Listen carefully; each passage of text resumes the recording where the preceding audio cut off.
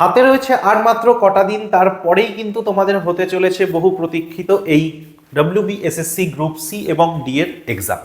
এবং সেখানে কিন্তু এই বছর নতুন করে অ্যাড করা হয়েছে রিজনিং সাবজেক্টটাকে। তো এই রিজনিং সাবজেক্টে গ্রুপ সিতে কিছু চ্যাপ্টার্স দেওয়া রয়েছে, গ্রুপ ডিতে কিছু চ্যাপ্টার্স দেওয়া রয়েছে।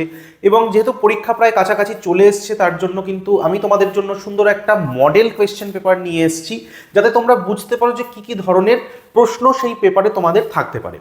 তো আমরা প্রথমে একটা মডেল পেপার দেখে নেব, এবং তোমাদের যদি মনে হয় যে প্রত্যেকটা চ্যাপ্টারকে যদি আমি একদম ইন ডিটেল ভালো করে বুঝিয়ে একদম সিলেবাসটা কমপ্লিট করিয়ে দিই, তাতে যদি তোমাদের সুবিধা হয়, সেটাও তাহলে কিন্তু আমাদেরকে কমেন্ট সেকশনে জানাও, তাহলে সেই হিসেবে কিন্তু তোমাদের জন্য একের পর এক ভিডিও নিয়ে আসা হবে।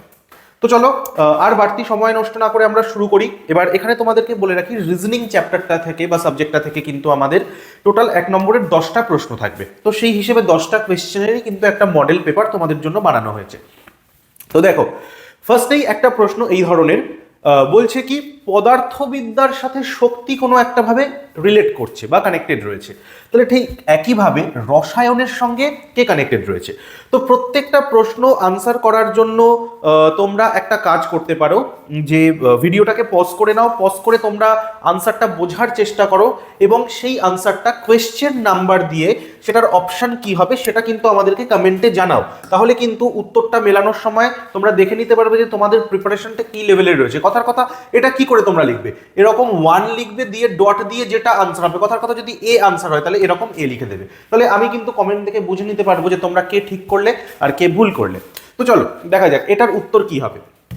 কি বলছে যে পদার্থবিদ্যার সাথে শক্তি রিলেটেড, তাহলে রসায়নের সাথে কোষ, অণু, প্রাণী, গ্রহ এর মধ্যে কে রিলেটেড?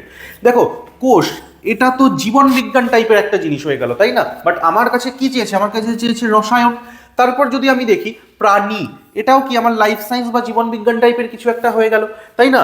গ্রহ, গ্রহ তো আবার চলে আসলো আমার ভূগোলের পার্টে। তাহলে রইল বাকি কি? অণু। আমরা পড়েছি না অণু, পরমাণু? তাহলে এই রসায়নের মধ্যেই কিন্তু এই অণু জিনিসটা আমরা শুনতে পাই বা দেখতে পাই, বা এই অণু নিয়ে বা পরমাণু নিয়ে কিন্তু আমরা কিন্তু পড়াশুনো করি। তাহলে বোঝা গেল প্রথমটার উত্তর কি হবে, তাহলে অণু।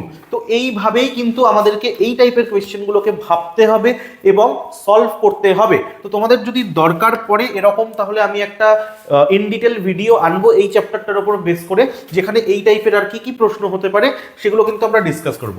যদি সেরকম তোমাদের প্রয়োজন থাকে সেটা আমাদেরকে অবশ্যই জানিও। দেখো, পরবর্তী প্রশ্নে আমি চলে আসছি। কি বলছে? নিচের যেই শব্দটি বাকি শব্দগুলির সাথে কম সম্পর্কযুক্ত সেটি নির্বাচন করো। অর্থাৎ এটা একটা অড ওয়ান আউট। মানে কি বলতে চাইছে, এই 4টে অপশানের মধ্যে একটা হচ্ছে আলাদা, বাকি 3টে একই রকম। তাহলে কোনটা একটু আলাদা সেটা তোমাদেরকে বলতে হবে। তো দেখো, আমার কাছে অপশন কি কি রয়েছে? আমার কাছে অপশন রয়েছে হচ্ছে পিতল, ব্রোঞ্জ, স্টিল, জার্মান সিলভার। এবার তোমরা একটু চেষ্টা করো, দেখো তোমরা পারছো কিনা। চলো, এটার আনসার আমি বলে দিই। এটার আনসার হবে হচ্ছে স্টিল। তার কারণ কি? পিতল, ব্রোঞ্জ, জার্মান সিলভার এটা কিন্তু, বা এই 3টে কিন্তু সংকর ধাতু। ঠিক আছে, এই 3টে সংকর ধাতু, কিন্তু স্টিল আলাদা করে একটা ধাতু হিসেবেই একে ধরা হয়। ঠিক আছে, তার জন্য কিন্তু এটার আনসার হয়ে যাবে স্টিল। পরবর্তী প্রশ্নে আমি চলে আসছি।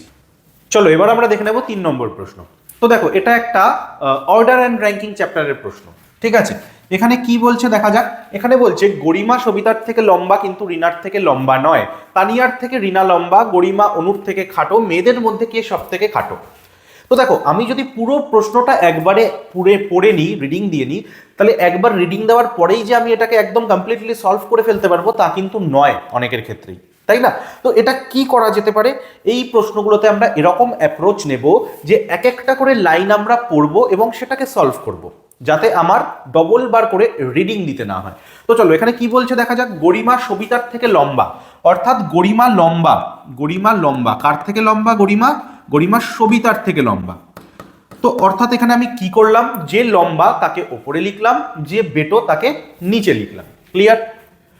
তারপর বলছে কিন্তু রিনার থেকে লম্বা নয়। তাহলে কে রিনার থেকে লম্বা নয়? এখানে গরিমার কথা বলছে। দেখো, গরিমা সবিতার থেকে লম্বা কিন্তু রিনার থেকে লম্বা নয়, তার মানে গরিমা রিনার থেকে লম্বা নয়, তার মানে গরিমার থেকে কি রিনা বেশি লম্বা।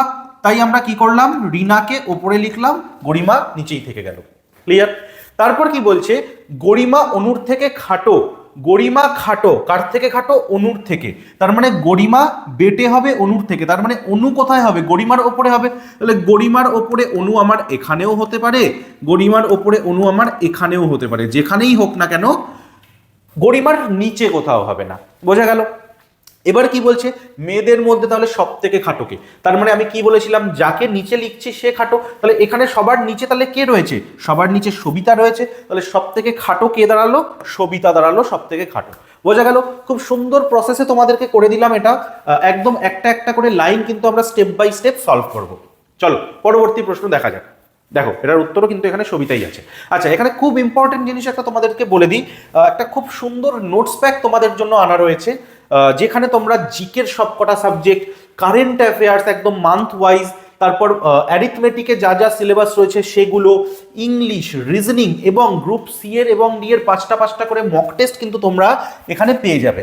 তো যারা যারা এটা নিতে চাইছো, শর্ট টাইমে পড়ে পাস করতে চাইছো, তারা কিন্তু এই প্রতিষ্ঠা অ্যাপটা আমাদের প্লে স্টোর থেকে ইনস্টল করে নিজের নাম নাম্বার দিয়ে লগ ইন করে স্টোর অপশনে গিয়ে ডাইরেক্ট পারচেস করে নিতে পারো। অথবা যদি অত সিস্টেমে যেতে না চাও, তাহলে আরও ডিটেলস ভালোভাবে জানতে যে কিভাবে এটা পারচেস করা যেতে পারে, তোমরা 9088890010 এই নাম্বারটায় কিন্তু কল করে নিতে পারো, তোমাদেরকে সম্পূর্ণ গাইডেন্স দিয়ে দেওয়া হবে। তো চলো চলে আসছি আমি 4 নম্বর কোয়েশ্চেনে। দেখা যাক কি বলছে। দেখো বলছে নিচের যেই সংখ্যাটি বাকি সংখ্যাগুলি থেকে আলাদা সেটি বেছে নাও। মানে এটাও কি, এটাও একটা আমার সেই অড ওয়ান আউটেরই কোয়েশ্চেন, যেটা আমরা একটু আগে একটা করলাম। কি বলছে, এর মধ্যে কে সব থেকে আলাদা। তাহলে দেখো কি কি সংখ্যা রয়েছে আমার কাছে, 48, তাই তো? সংখ্যাগুলো দেখো, 48, 12, 36 এবং 59। খুব ইজি, দেখো আমি ইজিলি বুঝতে পারছি যে এটাও একটা জোড় সংখ্যা, এটাও জোড় সংখ্যা, এটাও জোড় সংখ্যা, বাট এটা কি আমার বিজোড় সংখ্যা। তাহলে আলাদা কে? 59 আলাদা। তো সেই হিসেবে আমরা এটাকে ডি করতে পারি। আরও বিভিন্নভাবে হতে পারে। ধরে নাও কি হতে পারে যে 59কে কিন্তু কোনো সংখ্যা দিয়ে ভাগ করা যায় না, 59 হচ্ছে একটা প্রাইম নাম্বার, তাই না? তো সেই হিসেবে আমরা বলতে পারি যে এইটা একটা মৌলিক সংখ্যা, তাই এটা আলাদা। বাট এই তিনটে কিন্তু মৌলিক সংখ্যা নয়, এগুলোকে 1, 2, 3, 4 অনেক কিছু দিয়ে আমরা ভাগ করতে পারি, তাই না? তো তার জন্য 59 যে এখানে আলাদা, সেটা দুটো প্রসেসে বেরিয়ে গেল, তাই এটার আনসার কিন্তু 59ই হবে। ঠিক আছে, তো চলো নেক্সট কি আছে দেখা যাক। এবার এইটা হচ্ছে একটা ইমেজ বেসড কোয়েশ্চেন। ঠিক আছে, কি ইমেজ কোয়েশ্চেন দেখা যাক। কি বলছে, যদি এবি রেখার ওপর আয়না রাখা হয়, পরিষ্কার বুঝে গেলাম যেটা একটা মিরর ইমেজ। ঠিক আছে, নিজেরা একটু চেষ্টা করো, ভিডিওটা পজ করে দেখো করতে পারো কিনা, তারপর তো আমি বলেই দেব। দেখো বিষয়টা হচ্ছে, তুমি যখন আয়নার সামনে দাঁড়াও, সবকিছু উল্টো লাগে তো দেখতে, সোজা তো থাকে না, তাই না? অর্থাৎ আমি কি বলতে চাইছি, আয়নার ক্ষেত্রে, মিরর ইমেজের ক্ষেত্রে অ্যাকচুয়াল আঁকা যেটা থাকবে সেটা উল্টে যাবে। কিরমভাবে উল্টোবে? সাইড বরাবর উল্টোবে। তার কারণ কি, আয়নাটা দেখো এই যে সাইডে রাখা আছে। ঠিক আছে, আমি এইটা সলভ করার আগে একটা এক্সাম্পল দিয়ে তোমাদেরকে দেখাই। কথার কথা, ধরো এখানে বি লেখা রয়েছে। এবার বলছে বি এর এখানে যদি একটা আয়না রাখা হয়, তাহলে সেই প্রতিচ্ছবিটা কেমন দেখতে হবে। দেখো প্রতিচ্ছবিটা কিন্তু আবার এরকমই দেখতে হবে না। ঠিক আছে, কিরকম লাগবে এটাকে দেখতে? এটা কিন্তু উল্টে যাবে, এরকম হয়ে যাবে। অর্থাৎ বি এর মিরর ইমেজ কিন্তু এরকম হবে। বোঝা গেল? কিন্তু আমি যদি বলি এর মিরর ইমেজ কিরকম হবে, এর মিরর ইমেজ কিরকম হবে, এর মিরর ইমেজ কিন্তু এর মতোই হবে, কারণ এইটাকে উল্টালেও আলটিমেটলি ঠিক ওরকমই দেখতে লাগবে। বোঝা গেল তাহলে পার্থক্যটা? তাহলে চলো এবার নিজেরা একটু চেষ্টা করো, দেখো হয় কিনা, নয়তো আমি আছি। কথার কথা, দেখো এইখানে তো একটা বক্স হবে ইন জেনারেল, এটায় কোনো দ্বিমত নেই। এবার এইখানে গোল তিনটে এইভাবে এসছে, তাহলে এটাকে যদি উল্টানো হয় এটা কিভাবে যাবে? এইভাবে যাবে না। বোঝা গেল? তার মানে গোলগুলো কিরকম হবে, 1, 2, 3 এরকম ভাবে হবে। ঠিক আছে, তারপর কি ছিল দেখো, এইখানে এই একটা সিঙ্গেল সার্কেল, এটা আমার কোন সাইডে ছিল? এই লেফট সাইডে ছিল। তাহলে এইখানে আমার কি হবে, এই সিঙ্গেল সার্কেলটা লেফটে না হয়ে উল্টে গিয়ে রাইটে চলে আসবে। বোঝাতে পারলাম? তাহলে এইখানে আমার 3টে সার্কেল আর এরকম রাইট কর্নারে আমার আরেকটা সার্কেল, তাহলে এইটা হবে হচ্ছে আমার একদম পারফেক্ট আনসার। তাহলে এই রকম আঁকা কোনটায় রয়েছে দেখো, অপশন ডিতে রয়েছে। তাহলে এটার উত্তর বা ঠিক উত্তর কিন্তু একদম আমার অপশন ডি হয়ে যাবে। তো চলো আমরা একবার মিলিয়ে নিই। হ্যাঁ একদম, দেখো আনসার কিন্তু অপশন ডি দেওয়া রয়েছে। তাহলে 5টা কোয়েশ্চেন আমি অলরেডি করে ফেলেছি। চলো আরো একটা প্রশ্ন। বাহ, খুব সুন্দর প্রশ্ন। বলছে দেখো কি, নিজেরা চেষ্টা করো। বলছে এ থেকে এন এসছে, বি থেকে পি এসছে, সি থেকে আর এসছে, ডি থেকে টি এসছে, ঠিক আছে, অথবা এবিসিডি থেকে এনপিআরটি এসছে। তাহলে ঠিক একইভাবে এফজিএইচআই থেকে কি আসবে সেটা আমাদেরকে বলতে হবে। এই হচ্ছে আমাদেরকে প্রশ্নে দিয়ে দিয়েছে। তাহলে এটা যদি আমি সলভ করি, আমি স্টেপ বাই স্টেপ এগোই। দেখো এ থেকে এন এসছে কি করে, অ্যাকচুয়ালি এর পজিশন ভ্যালু কত জানো তোমরা, 1, কারণ এ সবার আগে থাকে তাই এর পজিশন ভ্যালু 1। কিন্তু এন এর পজিশন ভ্যালু কত, এন এর পজিশন ভ্যালু হচ্ছে 14। এন এর পজিশন ভ্যালু হচ্ছে 14। কি করে 14, তুমি যদি কাউন্ট করো দেখো A B C D E F G H I J K L M, sorry N, হ্যাঁ আমার এন লাগবে। তাহলে এন 14তে এসছে, এই 12 আর এই 2 14তে এসেছে। তাহলে এইখানে কি করেছে, এইটাই করেছে হচ্ছে 1-এর সাথে যদি তুমি 13 যোগ করো তাহলে তোমার 14 আসে। তাহলে ঠিক একইভাবে এফ যত নম্বর তার সঙ্গে আমাকে কত যোগ করতে হবে, সেম 13 যোগ করতে হবে। কেন, কারণ এইখানে প্রথম দুটো আমি এলিমেন্ট কি করেছি, প্রথম এলিমেন্টটার সঙ্গে 13 যোগ করে এই পাশের এলিমেন্টটাকে এনেছি। তাহলে এফ কত নম্বর বলো তো, এফ হচ্ছে 6 নম্বর। তাহলে এই 6-এর সাথে যদি তুমি 13 যোগ করো তাহলে কত আসবে, তাহলে আসবে 19। এবার 19 নম্বর প্লেসে কে থাকে বলো, 19 নম্বর প্লেসে থাকে হচ্ছে এস, ঠিক আছে। অর্থাৎ আমার আনসার যেটা হবে সেটা কি হবে, এস দিয়ে শুরু হবে। তাহলে এস দিয়ে শুরু, এখানে কোন কোন অপশন রয়েছে দেখো, এটা নেই, এটা নেই, এটা নেই, রয়েছে শুধুমাত্র এটা। তাহলে অপশন ডি হয়ে যাবে আমার উত্তর। এত কিছু সবকটা সলভ করার আমার কোনো দরকারই নেই। এখানে কেউ তোমার কাছে এক্সপ্লেনেশন চায়নি, চেয়েছে শুধু উত্তরটুকু, যে কোনটার উত্তর কি হবে বলো। বোঝাতে পারলাম? এইবার তুমি বলছো স্যার কি করে মনে রাখবো যে কোনটার কততম letter, A1 B2 C3 D4, এইভাবে তো মুখস্থ করতে স্যার টাইম লেগে যাবে, আমাদের কাছে তো এত টাইম নেই। তাহলে দেখো কি মনে রাখবে, মনে রাখবে হচ্ছে ইজোটি, খুব ফেমাস ওয়ার্ড, অনেকেই হয়তো জানো, যারা জানো না তাদেরকে বলে দিচ্ছি। ইজোটি, ইজোটির মানে কি, ইজোটির মানে হচ্ছে ই 5 নম্বর, জে 10 নম্বর, ও 15 নম্বর, টি 20 নম্বর এবং ওয়াই হচ্ছে 25 নম্বর, ঠিক আছে। এইবার কথার কথা, এই যে এস কে আমি একবারে বলে দিলাম 19, সেটা কি করে বললাম, কারণ আমি জানি টি হচ্ছে 20 নম্বর লেটার, ইজোটি থেকে আমি জানি টি 20 নম্বর লেটার, আর টি এর ঠিক আগেই এস হয়। আমরা যদি এবিসিডি পড়ি তাহলে আমরা কি পড়ি, M N O P Q R S T. তাহলে টি যদি 20 হয়, এস তাহলে 20-র আগে 19 হবে, তাই আমি বলে দিলাম 19। আমি একটু আগে তোমাদেরকে বললাম কি, যে এফ হচ্ছে 6 নম্বর, কি করে বললাম, আমি জানি ই 5 নম্বর, দেখো এই যে আমি জানি ই 5 নম্বর আর ই এর পরেই এফ হয়, তার জন্য এফ কি হয়ে যাবে, ঠিক 5-এর পরের সংখ্যা অর্থাৎ 6। ক্লিয়ার? তো এইভাবে আমাদের এটার আনসার কিন্তু অপশন ডি হয়ে গেল। ঠিক আছে, চলে আসছি আমি এবার পরবর্তী প্রশ্নে। ওকে, খুব ইম্পর্টেন্ট একটা চ্যাপ্টার, এইটা অনেকেই হয়তো জানো না। তোমাদের যদি প্রয়োজন থাকে তাহলে আমি এই চ্যাপ্টারটা ইন ডিটেলস তোমাদেরকে করিয়ে দেবো। চ্যাপ্টারটার নাম দেওয়া হয়েছে প্রপোজিশন, ঠিক আছে। এইখানে প্রপোজিশনের ট্রু ফলস রিলেটেড কিছু কোয়েশ্চেন আসবে, সিলেবাসে বলা রয়েছে। তো এইখানে পার্টিকুলারলি আমি একটা যদি প্রথমেই তোমাদেরকে ট্রু ফলস দিয়ে দিই, হয়তো সেটা তোমাদের বুঝতে একটু ডিফিকাল্ট হতো, যার জন্য আমি ট্রু ফলস না দিয়ে প্রপোজিশন চ্যাপ্টারেরই একটু অন্য ধরনের একটা প্রশ্ন কিন্তু এনেছি, দেখো একটু হলেও বুঝতে পারো কিনা। বলছে কিছু ফুল লাল, এটা কি ধরনের প্রস্তাবনা, ঠিক আছে।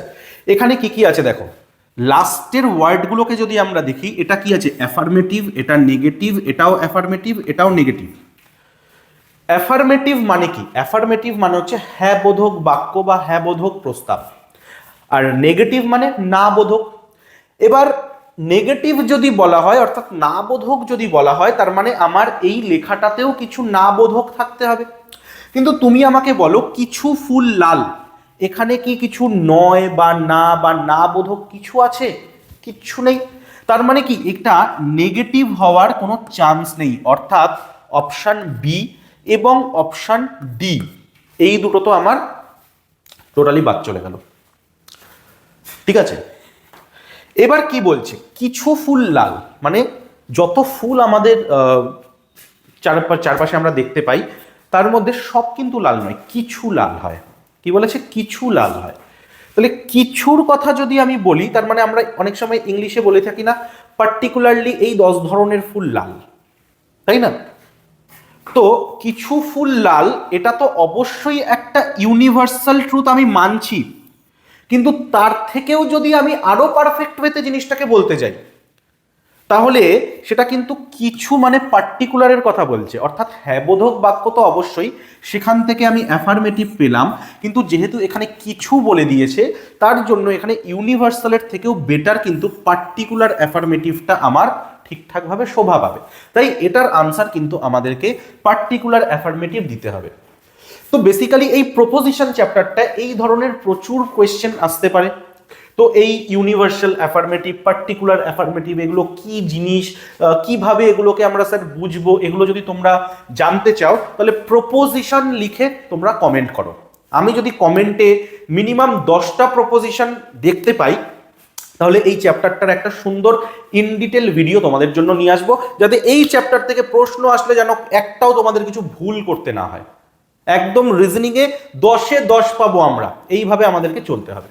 ক্লিয়ার? দেখো 7টা প্রশ্ন কিন্তু আমরা অলরেডি করে ফেলেছি, চলে যাচ্ছি আমি পরবর্তী প্রশ্নে। ঠিক আছে, ওকে। কি বলছে দেখো, নিচের সিরিজে পরবর্তী কোন চিত্রটি আসবে তা নির্বাচন করুন। অর্থাৎ এই যে এইটা হচ্ছে সিরিজ, ক্লিয়ার? এই আঁকাটার পর এই আঁকাটা আসলো, তারপরে একটা আঁকা আসবে, তারপরে আবার এই আঁকাটা আসবে। এবার এই আঁকাটার পরে কোনটা আসবে সেটা আমাদেরকে বের করতে হবে, এই হচ্ছে আমাদেরকে বলে দিয়েছে। ঠিক আছে, তো দেখো নিজেরা চেষ্টা করো হয় কিনা দেখো, না হলে আমি বলে দিচ্ছি। দেখো প্রথমে এটা এরকম ছিল, তারপর ডান দিকে ঘুরে এই এন্ডটা এই দিকে চলে গেল, তারপর আবার ডান দিকে ঘুরবে, তার মানে কি এই এন্ডটা নিচের দিকে চলে আসবে। তো এইটা তো আমি প্রথম পেলাম। নিচের দিকে রয়েছে এরকম কটা অপশান, দেখো এ রয়েছে, বি রয়েছে, সি রয়েছে, ডি কিন্তু নেই, তার মানে কি ডি তো হবেই না, ডি আমার প্রথমেই আউট হয়ে গেল। এইবার দেখো কি হচ্ছে, তুমি যে কোনো একটা এলিমেন্টকে ধরো, কথার কথা তুমি সার্কেলকে ধরলে, দেখো সার্কেল তোমার কোন সাইডে রয়েছে? লেফট সাইডে রয়েছে, নিচের দিকে। লেফট সাইডে রয়েছে নিচের দিকে, লেফট ডাউন সাইড, ক্লিয়ার? এবার জিনিসটাকে যখন আমি এইভাবে ঘোরালাম, তখন এই যে লেফট পোর্শনটা, এই লেফট পোর্শনটা কোথায় চলে গেল? এই ওপরে চলে গেল। এবার সার্কেলটা তো ছিল আমার লেফট পোর্শনে, কিন্তু যখন আমার জিনিসটা ঘুরে গেল, সার্কেলটা আমার আর দেখো লেফট পোর্শনের নিচে নেই, এখানে আমার নেই। কোথায় চলে আসলো? ও অন্যদিকে চলে আসলো, ও রাইটে চলে আসলো। তার মানে কি বুঝলাম আমি, যে যখন আমার জিনিসটা রোটেট করছে, তখন সার্কেলও নিজের দিকটা চেঞ্জ করছে, একবার লেফট, পরেরটায় রাইটে চলে আসলো, পরেরটায় যদি আবার লেফটে চলে যায়, তারপরেরটায় আবার রাইটে চলে আসবে, এইভাবে চলছে। তার মানে আমি কি বললাম, এটায় লেফটে ছিল, এটায় রাইটে গেল, তার মানে এটায় আমার কি আসবে? আবার লেফটে আসবে। বোঝা গেল? অর্থাৎ এইটা যখন আমার ত্রিভুজটা এইরকম চলে আসবে, তখন আমার লেফট পোর্শন কোনটা ছিল? এইটা ছিল। এই লেফট পোর্শনটা এখন কোথায় আসলো? এইখানে আসলো। বোঝা গেল?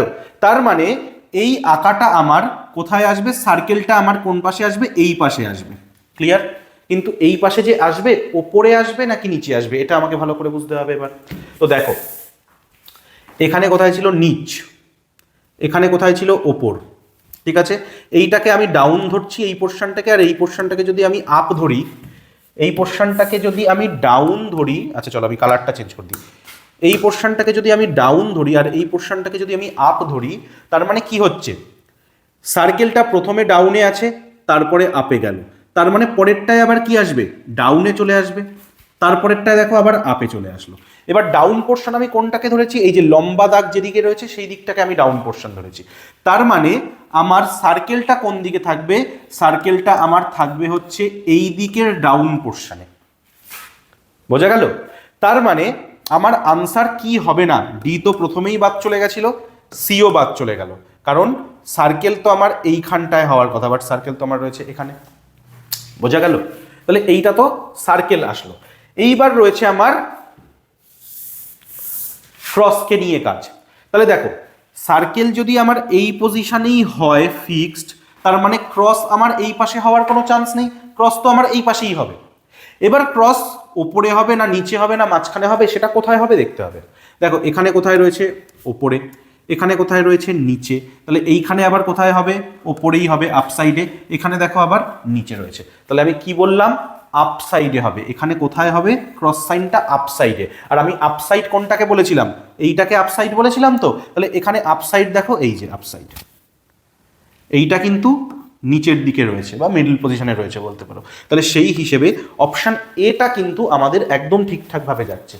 দেখো বেসিক্যালি এই প্রশ্নটা কিন্তু 10 সেকেন্ডের খেলা। এবার আমি একদম বারিকিসে সব ছোট্ট ছোট্টভাবে পয়েন্টগুলো তোমাদেরকে বুঝিয়ে দিচ্ছি, যার জন্য এত সময় লাগছে, যে কোয়েশ্চেনগুলো কিভাবে আমাদেরকে ভাবতে হবে, কিভাবে ডান দিক বাদিককে আমার দেখতে হবে, তার জন্য কিন্তু আমি এত টাইম নিয়ে প্রায় 3 থেকে 4 মিনিট ধরে তোমাদেরকে কোয়েশ্চেনগুলো বোঝাচ্ছি। আদারওয়াইজ যদি প্র্যাকটিস তোমাদের থাকে তাহলে এগুলো সলভ করতে 5 থেকে 10 সেকেন্ড লাগবে ইন জেনারেল, ঠিক আছে? আর এই প্র্যাকটিসের জন্যই কিন্তু আমাদের নোটসটা প্রিপেয়ার করা রয়েছে, যেখানে একদম এই চ্যাপ্টারগুলোর সব কিছু দেওয়া রয়েছে। তোমরা কিন্তু নোটসটা নিতে একদম ভুলো না, ঠিক আছে? চলে আসছি আমি পরবর্তী প্রশ্নে। কি বলছে দেখো, বলছে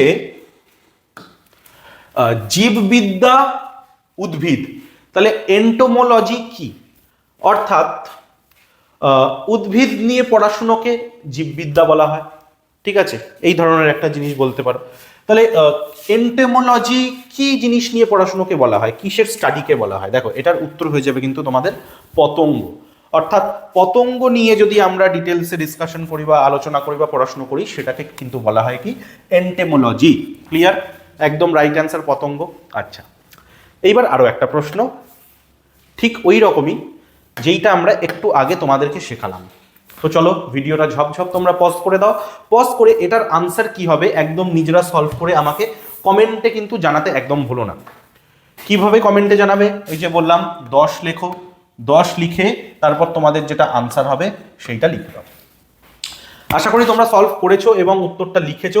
এইবার চলো আমি তোমাদেরকে এটা কিন্তু সলভ করে দিচ্ছি। ওকে, কি বলছে দেখো, 5 জন ছেলে একটি দৌড়ে অংশগ্রহণ করেছিল, ভালো কথা। রাজ মোহিতের আগে কিন্তু গৌরবের পেছনে শেষ করে।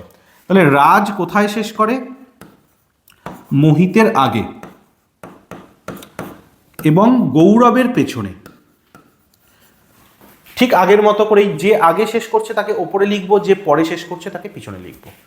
কি হয়েছে দেখো, রাজ মোহিতের আগে শেষ করেছে, তাই আমি মোহিতের আগে রাজকে লিখলাম, এবং গৌরবের পেছনে শেষ করেছে। রাজ কোথায় শেষ করেছে? গৌরবের পেছনে, তাই গৌরবকে উপরে লিখলাম, রাজ পেছনে বা নিচে থেকে গেল। এরপর বলছে আশিস সঞ্চিতের আগে কিন্তু মোহিতের পরে শেষ করে। কে? আশিস সঞ্চিতের আগে কিন্তু মোহিতের পরে, তাহলে মোহিতের পরে কে আছে? আশিস রয়েছে। বলেছে আশিস সঞ্চিতের আগে রয়েছে কিন্তু মোহিতের পরে রয়েছে। দেখো তাহলে সঞ্চিতের আগে আশিস রয়ে গেল, আবার মোহিতের পরেই কিন্তু আশিস থেকে গেল। এবার তোমাকে জিজ্ঞেস করেছে কি, বলছে দৌড় প্রতিযোগিতাটি কে জিতেছিল। তাহলে সবার আগে তুমি কাকে লিখেছো? গৌরবকে লিখেছো। তাহলে দৌড় প্রতিযোগিতা কে জিতলো? গৌরবই তো জিতলো, তাই না? একদম ঝপঝপ করে বি আনসার বেরিয়ে গেল তোমাদের। তো এইভাবে যদি তোমরা একটু ঠান্ডা মাথায় পড়াশুনো করো, রিজনিংয়ে 10-এ 10 পাওয়া তোমাদের কেউ আটকাতে পারবে না। তো তোমাদের কি সব চ্যাপ্টারের একদম পুরো ডিটেইল ভিডিও লাগবে, নাকি স্পেসিফিক কোনো চ্যাপ্টারের ডিটেইল ভিডিও লাগবে, সেটা আমাদেরকে কমেন্টে জানাও। আমরা কিন্তু তাহলে তোমাদের জন্য সেই হিসেবে ভিডিও নিয়ে আসবো। আর যদি মনে হয় তোমাদের এরকম আরও মডেল কোয়েশ্চেন পেপার লাগবে, তাহলে নিউ মডেল কোয়েশ্চেন পেপার লিখে কমেন্ট করো, আমরা কিন্তু তাহলে সেই হিসেবে তোমাদের জন্য ভিডিও আনার চেষ্টা করব। থ্যাংক ইউ, সবাই ভালো থেকো।